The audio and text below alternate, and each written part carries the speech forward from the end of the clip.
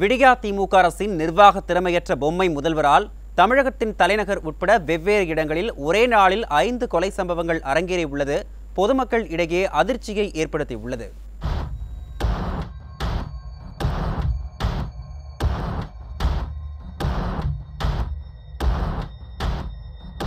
சென்னை கொடுங்கையூரில் தங்கையை தகாத உறவுக்கு அழைத்த நண்பனை கொலை செய்த அண்ணனை போலீசார் கைது செய்தனர்.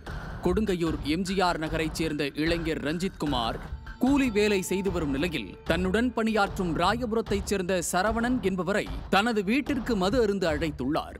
அப்போது இருவரும் ஒன்றாக மது அருந்திய நிலையில் ரஞ்சித்குமாரின் தங்கையை சரவணன் தகாத உறவுக்கு அழைத்ததாக தெரிகிறது. இதனால் ஆத்திரமடைந்த ரஞ்சித்குமார் கத்தியால் வெட்டியதில் சரவணன் சம்பவ இடத்திலேயே உயிரிழந்தார். அதேபோல் விழுப்புரம் மாவட்டம் திண்டிவனத்தில் மது போதையில் ஏற்பட்ட தகராறில் ஒருவர் குத்தி கொலை செய்யப்பட்டார். காந்திநகர் பகுதியைச் சேர்ந்த குமரேசன், அவரது தம்பி மணிகண்டன் மற்றும் நண்பர்கள் இணைந்து ஒன்றாக மது அருந்திய போது தகராறு ஏற்பட்டதாக தெரிகிறது.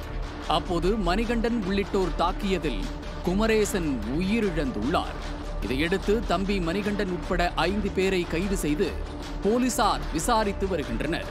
மேலும் தூத்துக்குடி மாவட்டம் விளாத்திக்குளம் அருகே உள்ள ராமச்சந்திரபுரம் கிராமத்தைச் சேர்ந்த லாரி ஓட்டுநரான அழகு பாண்டி என்பவரின் மனைவி திருமண பந்தத்தை மீறிய உறவில் இருந்ததாக தெரிகிறது. இதனை பல முறை கண்டித்தும் மனைவி கூறியம்மாள் கேட்காததால் ஆத்திரமடைந்த கணவர் அழகு பாண்டி கம்பால் தாக்கி சேலையால் கழுத்தை நெரித்து கொலை செய்த சம்பவம் அதிர்ச்சியை ஏற்படுத்தியுள்ளது. இதனிடையே சேலம் மாவட்டம் எடப்பாடி அருகே மது போதையில் வாக்குவாதத்தில் ஈடுபட்ட தாயை மகனே கழுத்தை அறுத்து கொலை செய்த சம்பவம் அதிர்ச்சியை ஏற்படுத்தியுள்ளது. தருமபுரி மாவட்டம் காரிமங்கலத்தைச் சேர்ந்த வெங்கடேஷ் தனலட்சுமி தம்பதி எடப்பாடி அருகே இருப்பாளி செங்கானூர் பகுதியில் உள்ள பெற்றோர் வீட்டிற்கு சென்றுள்ளனர். அப்போது போதையில் தம்பதி இருவரும் வாக்குவாதத்தில் ஈடுபட்டதால் ஆத்திரமடைந்த மகன் தாமரை செல்வன் கத்தியால் வெட்டியதில் தாய் சம்பவ இடத்திலேயே உயிரிழந்துள்ளார். இதில் படுகாயமடைந்த தந்தை மருத்துவமனையில் சிகிச்சை பெற்று வருகிறார்.